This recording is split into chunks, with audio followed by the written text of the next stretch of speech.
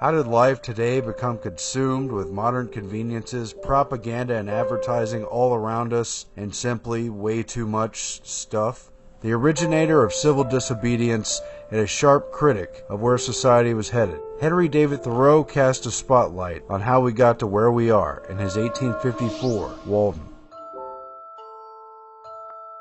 On the whole, I think that it cannot be maintained that dressing has in this or any country risen to the dignity of an art. At present, men make shift to wear what they can get. Like shipwrecked sailors, they put on what they can find on the beach, and at little distance, whether of space or time, laugh at each other's masquerade. Every generation laughs at the old fashions, but follows religiously the new. We are amused at beholding the costume of Henry VIII, as much as if it was that of the king and queen of the Cannibal Islands. For here, ancestors can be gods, and death can be caused by ghosts or deadly sorcerers. All costume off a man is pitiful or grotesque.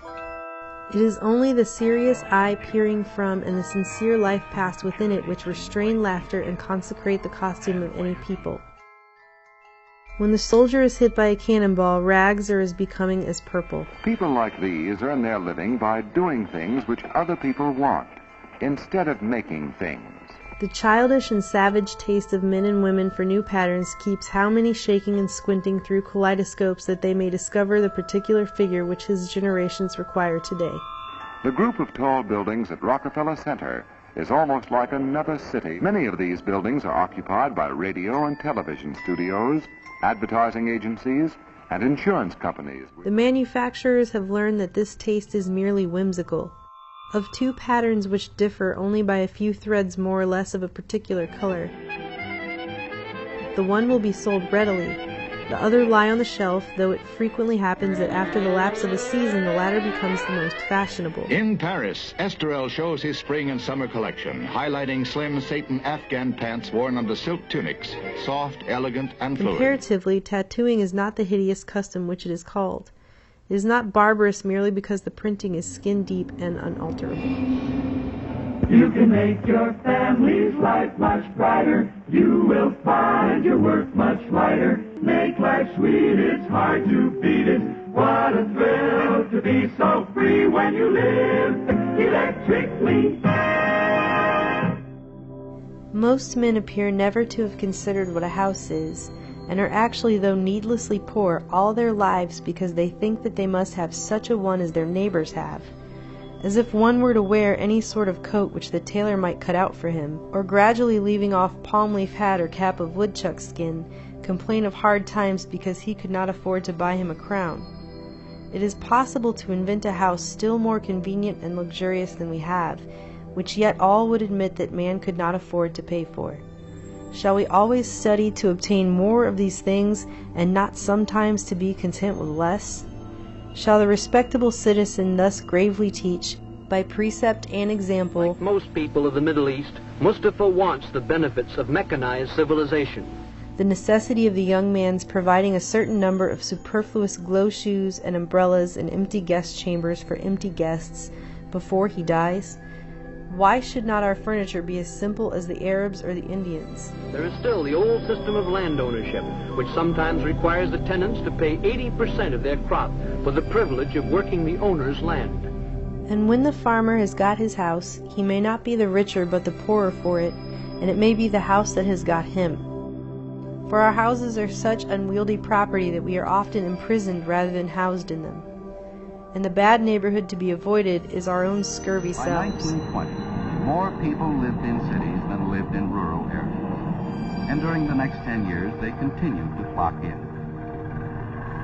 I know one or two families at least in this town who for nearly a generation have been wishing to sell their houses in the outskirts and move into the village, but have not been able to accomplish it, and only death will set them free. What has happened to our cities? Have they grown from the small crossroads towns of 150 years ago? Perhaps down near the river a factory was built. The town grew. A ring of residences circled the central business and industry. Things got too crowded. People built their homes still farther out. Granted that the majority are able to last either to own or hire the modern house with all its improvements. While civilization has been improving our houses, it has not equally improved the men who are to inhabit them. It has created palaces, but it was not so easy to create noblemen and kings.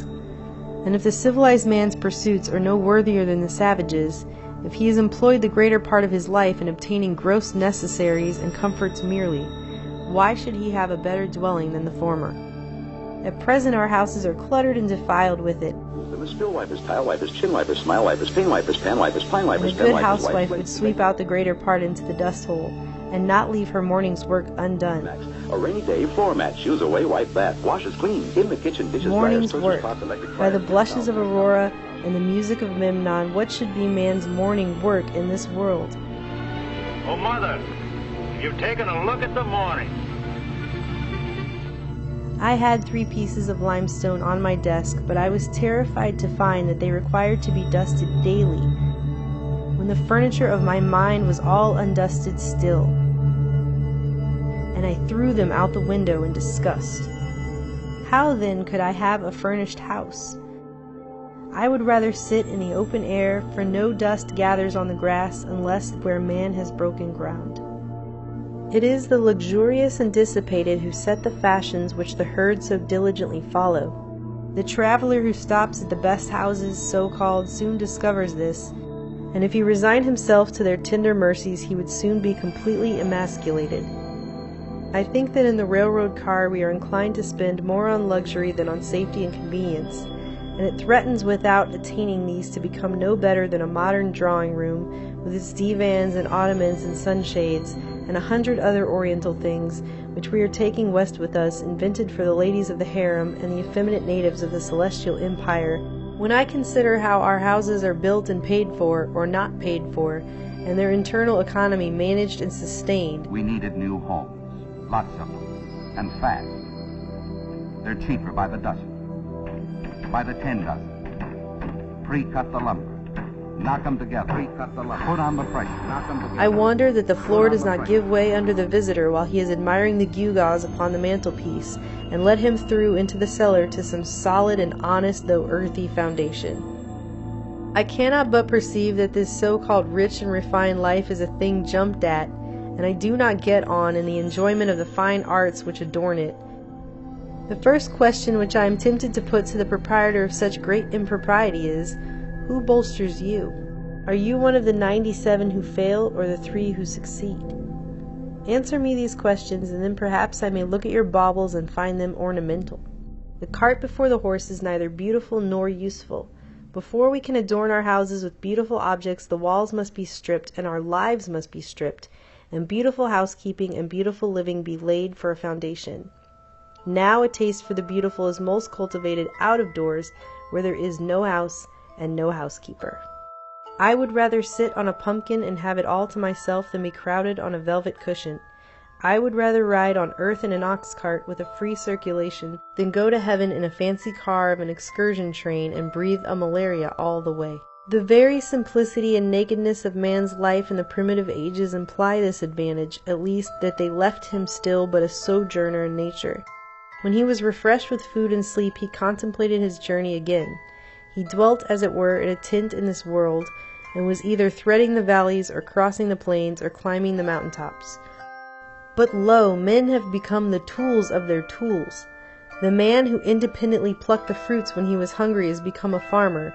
Another major problem of the central city is that many old areas around the core are decaying. And he who stood under a tree for shelter, a housekeeper. Here are the streets with the run-down flats, the vacant rooms, the rows of dreary houses. We now no longer camp as for a night, but have settled down on earth and forgotten heaven.